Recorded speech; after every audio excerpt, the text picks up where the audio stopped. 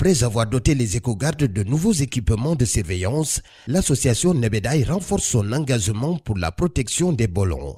Une rencontre avec le comité de gestion de l'aire marine communautaire protégée, IKB, a été organisée afin d'optimiser le système de surveillance et de sensibilisation des acteurs de la pêche. Aujourd'hui, nous avons tenu cette rencontre parce que nous voulons aller au-delà de la simple dotation en matériel, en mettant en place une stratégie de surveillance efficace et adaptée aux réalités locales.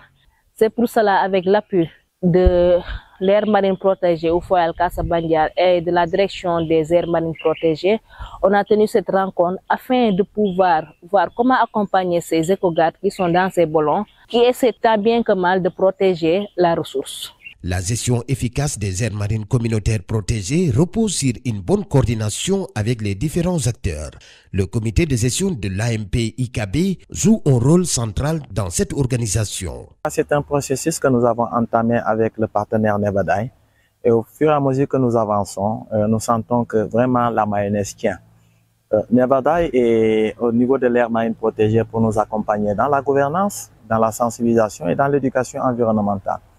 En matière de gouvernance, Nebedaï est en train d'accompagner en tout cas beaucoup de nos communautés, des communautés qui se sont manifestées, qui ont voulu en tout cas s'impliquer totalement dans la gestion de l'aire marine protégée. Et d'ailleurs, je viens de sauter un des mots-clés, c'est l'aire marine communautaire protégée. Et justement, dans ce truc communautaire, nous avons des communautés qui ont de leur plein gré. On dit que nous, cet espace vital est notre espace et nous allons justement nous impliquer dans la gestion de cet espace. Nebedaï et Tebemaï, pour nous, c'est le premier exemple que nous sommes en train de vivre au sein de l'aire marine communautaire protégée, où les communautés de leur progrès sont en train, en tout cas, de faire des merveilles.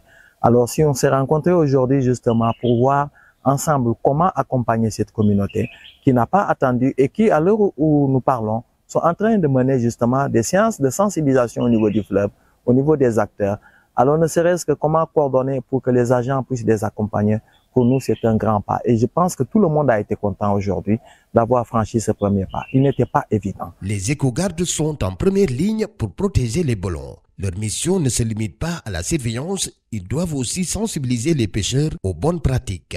Il est important de rappeler que le rôle que jouent nos écogardes dans la préservation de nos écosystèmes de mangrove. Les écogardes ont un rôle de veiller, d'alerter, de sensibiliser sur les mauvaises pratiques de pêche qui se passent dans nos bolons.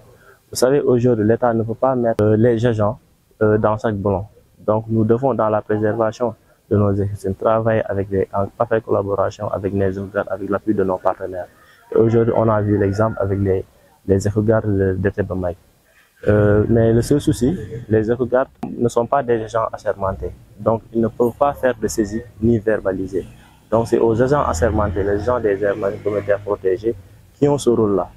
Donc, il est important vraiment, dans ces genres de situations, que les écogardes sachent que vraiment, ils sont en train de faire un travail remarquable, ils sont en train de faire un excellent travail, à savoir tout simplement veiller et aussi préserver nos écosystèmes. Grâce à cette initiative, la surveillance des bolons se structure davantage. Un travail essentiel pour protéger l'environnement tout en impliquant les communautés locales.